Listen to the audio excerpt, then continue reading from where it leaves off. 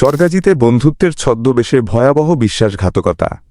একজন স্বামী আজ নিঃস্ব, একটি পরিবার ধ্বংসের মুখে, আর সমাজের নৈতিকতা চ্যালেঞ্জের মুখে। স্থান লক্ষ্মীপুরের চরগাজি, ব্রিজঘাট সংলগ্ন। তারিখ 10 জুন, মঙ্গলবার, রাত 9টা। সূত্র স্থানীয় বাসিন্দা ও প্রত্যক্ষদর্শী। শুরুটা হয়েছিল এক সাধারণ পরিচয়ে। মৃত আব্দুল মাঝির ছেলে প্রবাস ফেরত মো ভুট্টু স্ত্রী শাহানাজকে নিয়ে নতুনভাবে সংসার সাজাতে ফিরেছিলেন নিজ এলাকায়। সেখানে পরিচয় হয় স্থানীয় জয়নাল বাড়ির শাহেদের ছেলে সাদ্দামের সঙ্গে। প্রথমে বন্ধুত্ব, তারপর নিয়মিত আসা যাওয়া। তবে এই সম্পর্কের পেছনে ছিল ভয়ানক এক ফাঁদ। প্রতিবেশীদের সন্দেহ যখন চারপাশে কানাকানি শুরু হয়, বাড়িওয়ালা কুদ্দুস হুজুর ভাড়াটিয়া পরিবারটিকে বাসা ছাড়তে বলেন। তারা স্থান বদলায়, কিন্তু সাদ্দামের আগমন থামে না। 10 জুন রাত 9টা। ভুট্টু বাসায় ফিরে, ঘরের দরজা বন্ধ।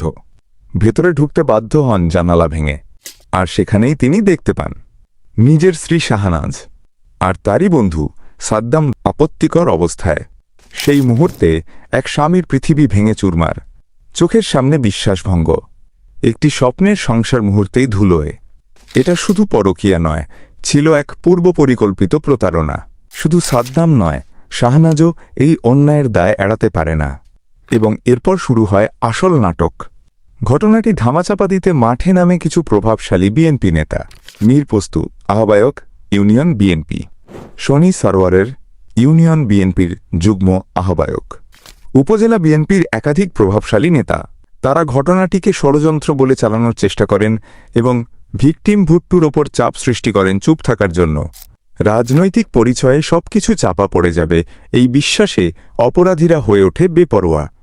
ভুট্টু পালিয়ে যান।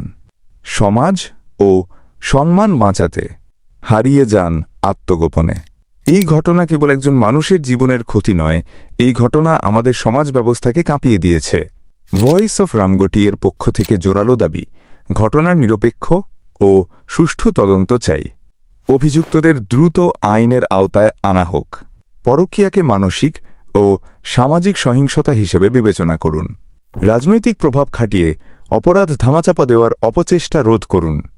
ভিকটিমদের জন্য আইনি ও সামাজিক সহায়তা নিশ্চিত হোক। সমাজের প্রতি বার্তা, বন্ধুত্বের মুখোশ পরা বিশ্বাসঘাতকদের চিনুন। পরিবারকে রক্ষা করুন। অপরাধকে চাপা নয়, প্রকাশ করুন।